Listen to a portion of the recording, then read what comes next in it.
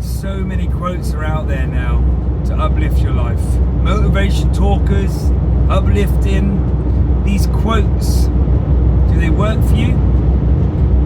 Do they work for you for about 30 seconds? You listen to this quote and you think to myself, oh my God, that's amazing. It just literally explained the whole of my life to me. But does it actually hold? Does it stay on you? So like, say someone told you how to make your life loads better in just one quote, and you understood it. Does it awaken you? Or does it just hold its power for about, let's say, 30 seconds to a minute before you score on to something different? What if I told you this is the way? Now, when you leave this plane, this planet, you leave behind your soul, because you can't get through the moon, but you leave your soul behind. So it's like zipping your clothes on every day. Every time you wake up, you put your clothes back on again. So when you come down here, you put your clothes back on. Now, whether you've washed your clothes, been dirtying your clothes, it doesn't matter. Say you're wearing one pair of clothes all the way through your life. It's experienced everything that you've gone through. It's the same as you. Now, look, energy does exist always. You cannot kill energy. You existed here all the time. For you to be you, you would have had to exist here already. So this suit that you wear when you're having an earthly experience, a being experience, you are becoming you. And you are picking up from where you left off. And you are suiting yourself back up for all the burdens that you had. So say, for example, you were not a very nice person in your last life. Well, when you jump back down here and you get back into your suit, you're going to have to deal with that feeling, that emotion. And you might not recognize it until you're maybe like 20 or 30 years old. Or, you know, like you've turned to food or you've turned to alcohol. You don't know why. You don't know why, what this is all about. And then you go through, you know, everyone always goes back to their childhood. You know, in your blood, you will find your ancestors, but you are your ancestors. Do you understand that? You are your ancestors. So whatever problem that you caused, whatever we can say parasite which is living inside of you at that time, when you jump back into this suit, you're going to have to deal with it. You're going to have to deal with it. It's like a garden. You know, you can have, if you leave your garden alone and you don't get all the weeds take over, take ownership, still your garden. Don't matter if you leave it for a month, 2 years, 3 years, still your garden. You still got to go sort it out. You still need to put some trees in there. Still need to plant some flowers. It's the same thing for you. You exist here already. You are just picking up your armor from when you left off. Now, the motivational quotes, like I said, they're a quick fix. They're a really quick fix. And they make sense. Because words make sense emotionally. But spiritually, and trying to turn your life and change it around, will it work for you? That one quote that vibrated? Maybe, but probably not. The best action is to take is the action that you've already done. See what you've done. Deal with it. Cleanse it. Fight it with knowledge. Let the Father go inside of you. Let the Father go inside of you and fill you up. He's source energy. Let me explain Jesus Christ to you. Jesus Christ must have existed here for him to exist here. So his energy must exist here. To have a physical experience, he would have had to go through the physical portals, which is obviously the womb. Right?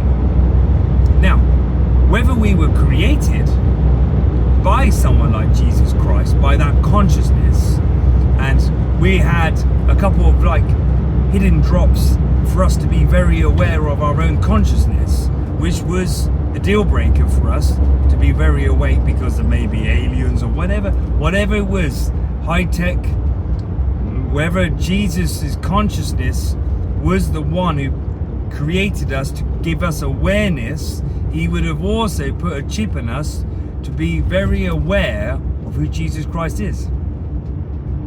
So we've all got something inside, you know, like the person who invented us might have thought, oh yeah, gee, you like these guys I'm hanging around with are horrible people, and they're making these people that I've created work and work and work and work, and they've never felt love before. So like what he was thinking, right, what I'm gonna have to do here is put a little bit of Christ consciousness in them, just a little bit, so that they can then finally wake up or be aware of themselves or aware of love. Maybe he put himself in us, so then we then could wake up and feel love, honesty, charity, giving. And then because that, you could say it could be like a program which is running all the time, and we have like you could say a black hole inside of us and sucks all these different energies in all the time, every day, but in there is love as well, and that hits our heart and radiates. And there could be just one cell in that heart which radiates that love feeling, that Christ consciousness. So then when Jesus turns up, he knows he's going to become physical here, so then he's already wrote a program for him to exist here, because it's running here all the time with the frequency. So when he jumps down, he then has a physical body, and we all recognize him for some reason. Would that be because he planted his seed in us? Perhaps that could be the case. So like I said, the quotes are great. Good stories, but it's like no different from Netflix. How Netflix and movies, how you get bored and you start watching something else, and you start watching something else, and you start watching something else. Keep your mind occupied. You can't stick to one thing. Everyone is to blame on that, because we are very vigilant, curious. We want to know who built the fence. We want to know why we feel trapped. We want to know all these questions are good questions. But the answer inside you. It's inside of you. There's a program running all the way through, and it's Jesus Christ. It's the Christ consciousness. It's the Father, it's the source, it's consciousness. And you're having a great experience knowing about it. And you existed already before, because you would not be here already. For you to look like who you look like, you must have the particles here to create you. It's like, not that you can go to it, but it's like going to Mars and going, right, I'm going to build the Eiffel Tower. Right, well, what materials have I got? Shit, I don't have some of the materials. I can't fabricate it. I can't create it. Depends what kind of technology you got, doesn't it? This world has the technology to build what it can build. But it also, going a little bit deeper, you can then go into dimensions which exist because you here. Where'd you come from? Where'd you come from? TikTok, different dimension. And you've had a physical dimension. Now everyone always says it's the lowest of the lows. It's not lowest of the lows. What are you on about? No, this is a physical experience. I could feel love all the time, but you know what? When you're in heaven, you just feel love all the time. But you wouldn't know what it is to lose. You didn't know what it is to feel. You don't know what it feels like to taste food. You don't know what it feels like to touch. You don't know what it feels like. So perhaps you wanted to have this experience. Perhaps you want to be lost in the game, like you watch Netflix and all the movies. Perhaps you wanted to be part of the game. Maybe you want to be a character on it. Maybe you wanted to lose your mum and your dad and see what that felt like. That heart, the pull. Why is that all happened to me? Perhaps you wanted to feel that. Yeah. Some people might be thinking, right, I need to have a little bit more consciousness because I want to go up a couple of levels. They want to understand why people do this and why people are doing that. And some consciousness are from these extraterrestrial planets, and they are terrible. They're horrible people. Horrible. You know, like, gee, my golly, and they exist here. And you know who they are. You know who they are. You can clearly see them. And they love the killing and the murdering and stuff like that. They love it. But for good to exist, evil has to exist as well. Because you would never know what evil is if God or good wasn't around. And you wouldn't know what good is if evil wasn't around. It's a choice. Listen here, it's pretty simple, right?